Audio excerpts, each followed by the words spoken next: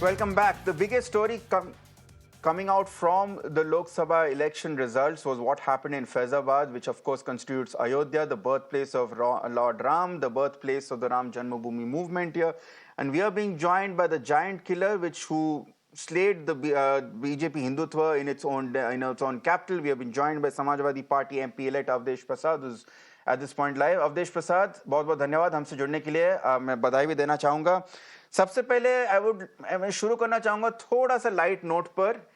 Election के पहले एक वीडियो काफ़ी वायरल हुआ था जिसमें अखिलेश यादव जब आपको इंट्रोड्यूस कर रहे थे एक प्रचार रैली में, उन्होंने बोला कि पूर्व मंत्री है, पूर्व विधायक भी है, जिस पर आप थोड़ा चकित हो गए. आपने कहा कि मैं तो अभी वर्तमान विधायक हूँ, जिस पर अखिलेश यादव जी ने बड़ी व्यंग्यात्मक तरीके में बोला नहीं अब तो आप सांसद बनने वाले हैं. पता चलो उनकी बात सही हो गई और अब आप सांसद बन गए हो.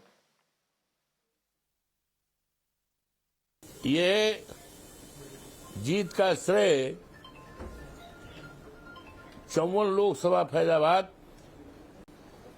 की महान जनता का है, देवतुल्य जनता और मतदाताओं का है और हमारे राष्ट्रीय अध्यक्ष माननीय अखिलेश यादव जी का है जीत का कारण. तो इसके लिए मैं 54 लोकसभा फैजाबाद और समूचे जनपद अयोध्या के सभी सम्मानित बुजुर्गों को, सम्मानित बहनों को, माताओं को, बेटियों को और सम्मानित नौजवान को सब और समाज के सभी लोगों के प्रति आभार प्रकट करता हूं, उनका अभिनंदन करता हूं, स्वागत करता हूं और उनके चरणों को प्रणाम करता हूं कि उन्हीं सबकी कृपा से ये जीत हुई है, जिसकी तरफ केवल देश नहीं दुनिया के लोगों की निगाहें थीं. और भारतीय जनता पार्टी जो है अयोध्या के नाम पर राजनीति करती थी, अयोध्या के नाम पर राजनीति करती थी और ये पोल पट्टी सब खुल गई है कि भारतीय जनता पार्टी का जो काम था वो दिखावे का था और असली काम नहीं था. अवधेश जी, आप श्रेय तो ऑफ कोर्स अखिलेश जी को दे रहे हैं, बट अखिलेश जी की जो स्टेटमेंट थी वो उस पर आपको क्या कहना है, क्योंकि उन्होंने काफी पहले से बोल दिया था कि आप सांसद बनने वाले हो. मैं माननीय राष्ट्रीय अध्यक्ष आदरणीय अखिलेश यादव जी के प्रति आभारी हूं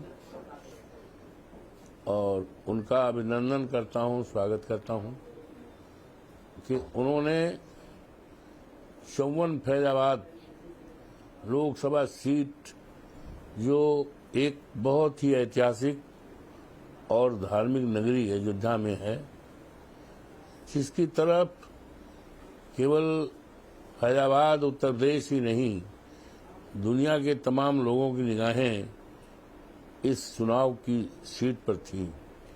ये सीट सामान्य है और मैं रिजर्व कैंडिडेट के रूप में आता हूं, तो इस पर मुझे उन्होंने उम्मीदवार बनाया.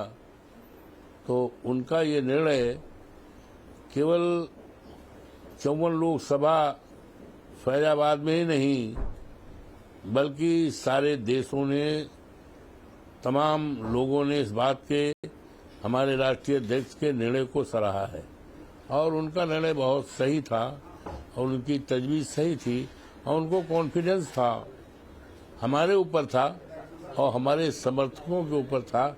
इसीलिए मुझे उन्होंने सामान्य सीट पर टिकट भी दिया था और उनका जो आंकड़ा था वो पूरी और उनका यकीन और विश्वास था हमारे सम्मानित मतदाताओं पर.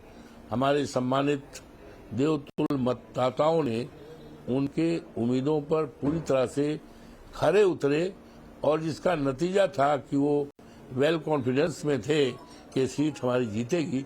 इसीलिए उन्होंने कह दिया कि आप जो है सांसद होने वाले हैं.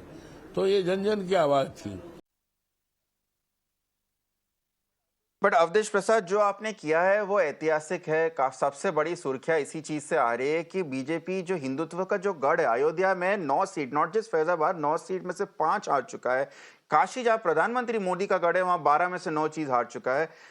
आप क्यों, आप क्या सजेस्ट करेंगे, इसका कारण क्या है? लोग कहते हैं कि हाँ विकास आया है, बट विकास के जो फल है वो बाहर के लोगों को मिला है, जो काशी के वासी है, जो अयोध्या के वासी है, उनको नेग्लेक्ट किया गया है। क्या आपको लगता है कि यही कारण की वजह से जो आक्रोश था बीजेपी के खिलाफ वो वोट्स में बदला गया आपकी तरफ? अयोध्या के लिए भारतीय जनता पार्टी कहती है हम राम को लाए हैं। कितनी विडंबना है। वाह भाई, कमाल के हैं ये सरकार, कमाल की सरकार कि राम को लाने वाले। राम तो हजारों हजार साल, लाखों साल पहले आए हैं। राम को कोई लाया नहीं है, राम तो सब में है। और भारतीय जनता पार्टी का ये कथन, ये कितना घमंड का था कि हम राम को लाए हैं। राम को लाने वाले नहीं हैं, राम तो सबको लाने वाले हैं, राम तो सबके लिए हैं। ये राम का नाम पर इन्होंने व्यापार किया है, देश को लूटने का काम किया है, देश में धोखा देने का काम किया है और इनका कच्चा चिट्ठा खुल गया है। यही कारण रहा, न जाने कितने लोगों के घरों को गिराया गया है, उजाड़ा गया है। हमारी सरकार इंडिया पर, ये जो गठबंधन सरकार बनेगी तो उजाड़े हुए लोगों को हम बसाने का काम करेंगे। जिनकी जमीन ली गई, मुआवजा नहीं दिया गया, उनको मुआवजा दिलाने का काम करेंगे। और किसानों का रात जो है, किसान हमारे देश की सबसे बड़ी रीढ़ है। हमारे नेता आदरणीय चौधरी चरण सिंह कहा करते थे, अगर हिंदुस्तान का विकास करना है, तरक्की का रास्ता जो है खेत और खलिहान से। लेकिन जिस खेत और खलिहान का तरक्की और विकास का रास्ता बताया गया, वहां पर सांडों का राज है। सांडों के लिए हमने विधानसभा में सवाल उठाया था। माननीय योगी जी बैठे थे, नेता सदन हमारे नेता आदरणीय अखिलेश जी बैठे थे। हमने यहाँ तक कहा कि 5000 से ज्यादा किसानों को सांडों ने मार दिया है। मेरे क्षेत्र मिल्कीपुर में 50 किसानों को मारा है। मेरे पास आपका नाम है, दिन है, तारीख है, उम्र। आप इसके लिए क्या कर रहे हैं? मैं चाहता हूं 10-10 लाख रुपए दिया जाए मृतक परिवारों को। और आज ही उत्तर प्रदेश का किसान इस बात के लिए चाह रहा है, आज विधानसभा में घोषणा किया जाए कि किसानों की फसलों को किसानों से बचाने के लिए आपका सार्थक कारगर उपाय क्या है। मोदी योगी जी नहीं बोल पाए। ये किसान परेशान है, बर्बाद है। यही सब कारण रहा है कि और उनकी जमीन कौड़ी के दाम पे लिया गया। गुजरात के लोगों बसाने का काम किया गया, यहाँ के लोगों उजाड़ने का काम किया। गुजरात हमारे देश का एक अच्छा राज्य है, लेकिन इसके बावजूद हमारा स्टेट जो है उत्तर प्रदेश, ये इसका भी महत्व सारे देश दुनिया में है। अवधेश प्रसाद, मेरा आखिरी सवाल आप पर, अब आगे की रणनीति क्या है? क्योंकि आपकी और राहुल गांधी की कांग्रेस की सरकार ने तो कमाल कर दिया लोकसभा इलेक्शन में, बट क्या आप इस मोमेंटम को आगे विधानसभा इलेक्शन तक भी ले सकते हैं और योगी सरकार को चित कर सकते हैं 2027 में? ये मैं बड़े साफ ढंग से कह सकता हूं, फुल कॉन्फिडेंस के आधार पर कह सकता हूं, 27 के विधानसभा चुनाव में भारतीय जनता पार्टी की सरकार का पूरी तरह से सफाया हो जाएगा, पूरी तरह सफाया हो जाएगा। और भारतीय जनता पार्टी के पतन की शुरुआत तो अयोध्या से हो ही गई है। वहां की महान जनता ने हमको जिता दिया है। ये भारतीय जनता पार्टी के पतन की शुरुआत है। पूरे देश में भारतीय जनता पार्टी का सफाया होगा और एक ऐसा राष्ट्र बनेगा जिस राष्ट्र के लिए राष्ट्रपिता महात्मा गांधी ने, डॉक्टर राम मनोहर लोहिया ने, बाबा साहब भीमराव अंबेडकर ने, आदरणीय चौधरी चरण सिंह ने, हमारे नेता आदरणीय मुलायम सिंह यादव जी ने और देश के उन तमाम असंख्य शहीदों ने जो सपना दिया था, उस तरह का राष्ट्र, उस तरह से हिंदुस्तान, जो हिंदुस्तान एक मजबूत हिंदुस्तान और खुशहाल में शुरू होगा, जहां पर बेरोजगारी नहीं रहेगी, भ्रष्टाचार नहीं रहेगा, महंगाई नहीं रहेगा, सभी लोग खुशहाल रहेंगे। इस तरह का हिंदुस्तान हमारी सरकार जब आएगी तो निश्चित तौर से बनेगा।